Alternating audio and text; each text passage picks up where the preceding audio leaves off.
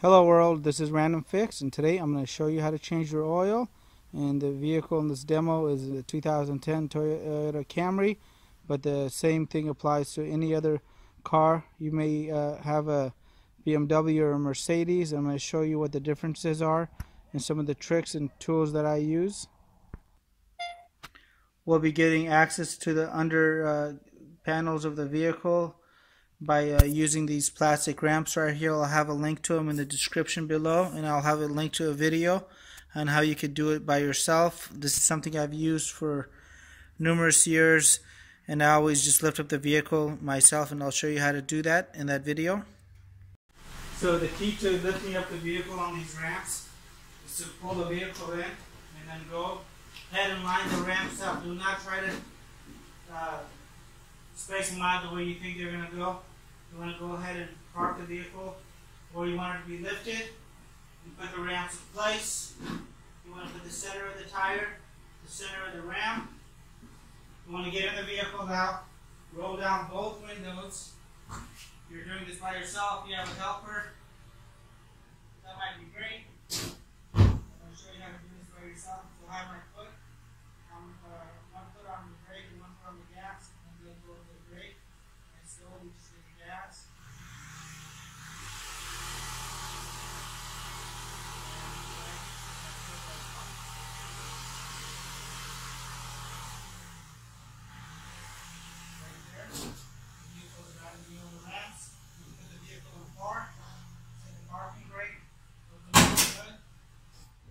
Alright, so before you start any oil change, what I like to do is make sure that the vehicle is nice and hot. And I like to open up the oil filler cap. So this is removed. I'm going to put this where the hood latch actually goes. In case I happen to leave this off, I want to end up damaging this instead of damaging my motor. This is something that I learned at the shop. And I'm going to go ahead and show you guys what to do on the bottom side of the motor to get this dirty oil out. One thing I did want to point out, if you have a Mercedes-Benz, your oil filter might be up here right towards the front where this exhaust manifold is. And sometimes on those kind of cars, BMWs, Mercedes-Benzes, my Toyota Prius, certain cars, you can actually suck the oil out.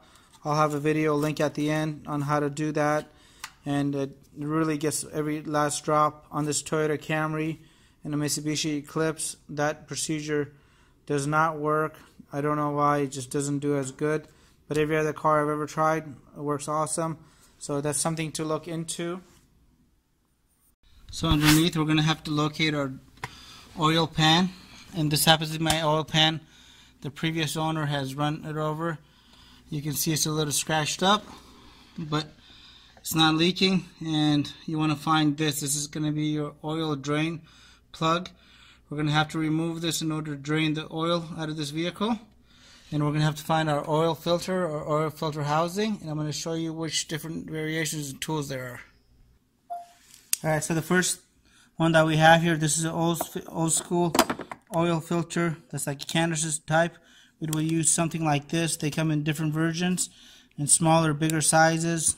None of my cars have this. I just want to show you guys. And this is off a smaller 4-cylinder Mazda. This Toyota happens to use something like this. This is a oil filter housing removal tool, like an oil filter wrench, right? And it has these teeth.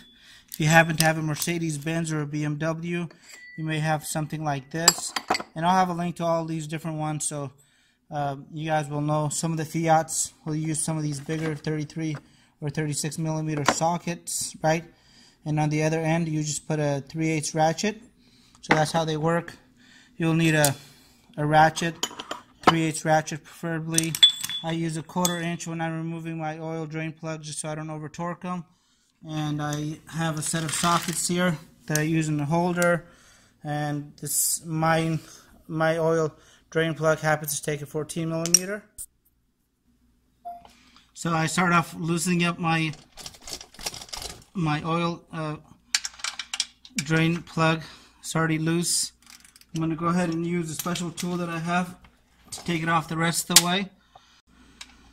Oil drain plug.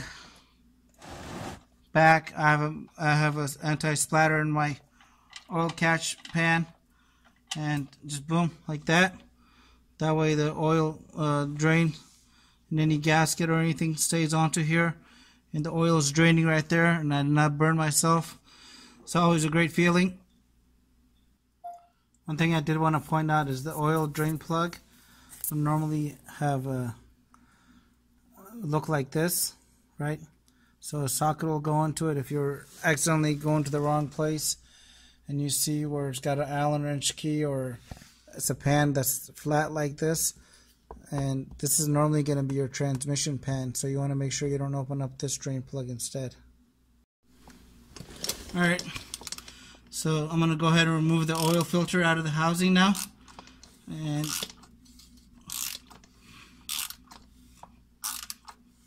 my pan is underneath, and I'm slowly going back. I'm not using any power tools, guys. You're going to get yourself in some trouble by doing that. Slowly comes off, and there's hot oil in there, so I want to be very careful with this. And if you have the time, you want to go ahead and let this slowly drain out, right, just like I'm doing. Alright, so I let that drip out slowly, so now it's ready to be removed. It should be empty. One thing I did want to point out, you actually have an oil release valve right here, which you would just put a 3/8 ratchet in and take this out. I don't really recommend doing that because the little seal in here really goes bad on these Toyotas. Your car might be different, but that's why I have a little bit of a leak. I'm actually going to have to replace that seal today. And I'm going to go ahead and keep on doing this with my hand. There's a lot of oil in here. I'm going to tilt this back, and all the dirty oil is going to come out. I'm going to flip this upside down in there. Let that really drain out. Clean my hands. Always have an oil rag nearby. That's going to drain out of there. So that little oil release plug doesn't want to come out of there. So I wrapped it in some shop towels, put it in a vise, didn't over tighten it, and I'm going to see if I can get it loose now. And there we go. So that guy's in there tight. He's off now. I'm going to go ahead and replace the seal and put it back. That's what the inside of it looks like right there. Alright, so I loosened up the oil release valve. I'm going to go replace this seal right in here. I'm going to get it out using a little tiny pick. You want to make sure you don't scratch the plastic when you're doing this. That comes out of there. I'm going to put a new one in there. And I'm also going to replace this seal right here, the brand new one. And I can pull that one off. When I'm putting it on, I've got to be very delicate that it goes in that same groove.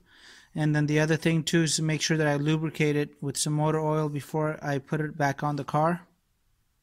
So I already replaced that seal. Now I'm going to go ahead and drop in this seal here, and I got to be very careful not to overstretch this. It's been lubricated all the way around on both sides, so this is nice and slippery over here. Now I'm going to go ahead and make sure my hands are clean. I've went ahead and already cleaned this out using a clean rag. If you have brake cleaner, you can use brake cleaner in there. I'm going to go ahead and insert my new oil filter. New oil filter's in, and now I'm going to go slap this back in the car. So I got my new oil filter in. This is lubed up, and I got it in the correct adapter here. You can see that the 3 teeth go in here. Don't try to do this with the cheap little adapter. I've actually seen them get stuck, and you just want to take your time when you're doing this. No power tools, guys. A lot of shops use power tools, and I've seen a lot of bad things happen. Seen this get stuck in there and break into pieces. And we're just going to go by hand for as much as we can. I can get this out of the way. Just want to show you guys, I've been letting the oil just sit there at the bottom. I'm going to open up the drain plug again as I'm putting the oil filter housing in, and you can see that oil is still sitting down there. So I really want to make sure I get the last bit of dirty oil out. That's why it's really nice to do these at home when you can take your time, right? So I'm just going to take my time, and I'm watching it where it is.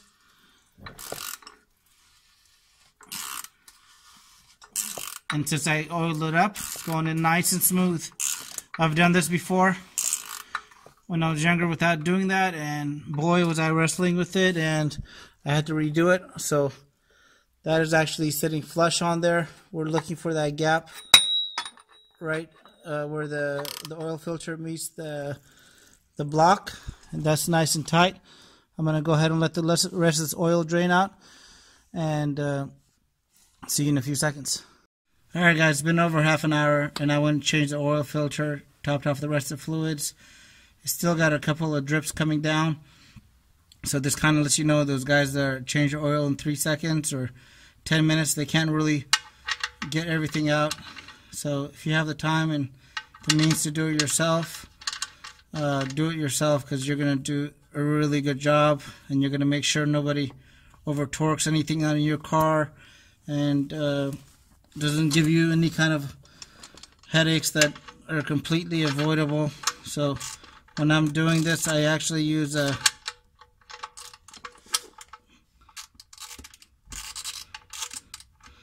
quarter inch.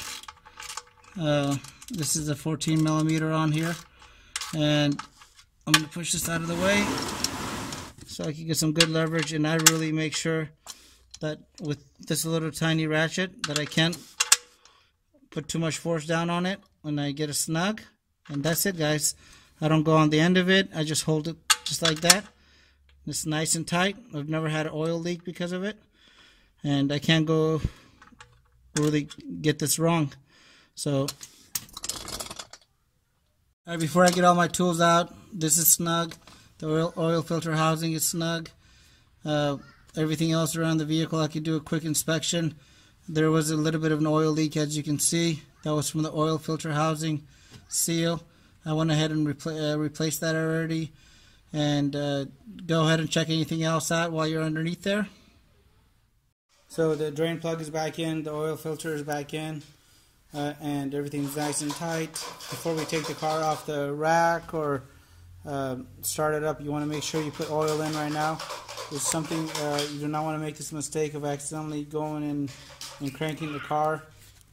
So I'm going to go ahead and add the oil. I like to use one of these big mouth funnels on here just so I can pour. My particular car, which is a 2010 Toyota Camry, takes 4.6 quarts. If you guys don't know how much you put in your own vehicle, I'm going to have a link below for you guys for AMSOIL. So check that out. I'll have a link to even like something like that if you guys are interested in that. So go ahead and put the right amount of oil in. One thing that's nice about these big mouth containers or oil funnels is you can actually leave the quart of oil in there and it gets the last bit out instead of just wasting it, and so everything will be nice and clean when you do throw it away. It's better for the environment. If you guys don't know where to recycle your oil, your local auto parts stores recycle it for you for free. So hopefully you guys aren't dumping it anywhere or leaving it in somebody's yard. I've seen people do that just because they don't know where to get rid of it. So now I just go ahead and just leave that in there. So I got about 4.6 in here quarts. So that's right. Now what I want to do is make sure I remove this. Put my oil filler cap on, and before you take the reading of the oil, to make sure you got the right amount, you want to make sure you're on a level surface and that the car's been started and run for at least 10 seconds. And I'm going to show you what to watch out for in case you have made a mistake. So we're back in the car, and you want to watch for this symbol right here. This symbol right here is red right now. It could be different on your vehicle. So we want to crank the car for 10 seconds. Now if this symbol doesn't go away when you first crank it and the car is running, turn the motor off as soon as possible. And you've made some kind of mistake. The car detected some kind of low oil pressure, and that's something you don't want to see after the car started after the first like 2 or 3 seconds. So now that the car is running, I'm going to back it up, put it on level surface, and check the oil level, and I'll show you guys a little trick that you can use.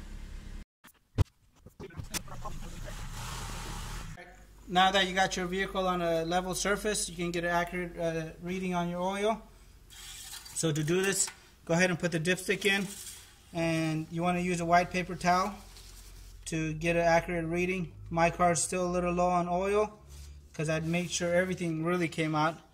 And what you want to do is you want to get it between the hash marks on there. So mine has this little dimple right over here where my lower thumb is, and it has a dimple where my upper thumb is.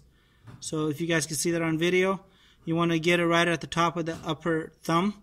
So, but yours might have hash marks or a plastic piece. You got to check your owner's manual on what the vehicle manufacturer said and how they want it inspected. And let me go ahead and show you how to reset the maintenance required light on this particular vehicle as added bonus. Alright, so your maintenance required light is in that corner over there. Mine isn't actually on. It's this light right here. But I'm going to show you guys how to reset it in case yours is. So what you want to do is you want to go ahead and you want to make sure this trip meter right here is on trip A. So you can cycle through this using this button. Once you're on A, go ahead and hold it down. Toggle the key back like you're going to remove it out of the ignition. And then turn it on where all the dash lights turn on. You'll see that it's winding down right here. And you'll see a bunch of zeros. That means it's reset. Thanks for watching, guys. Hopefully you really enjoyed this video. Give the video a thumbs up. Share it with friends and family. And the description to all of the tools that I use will be below. And check out my other videos.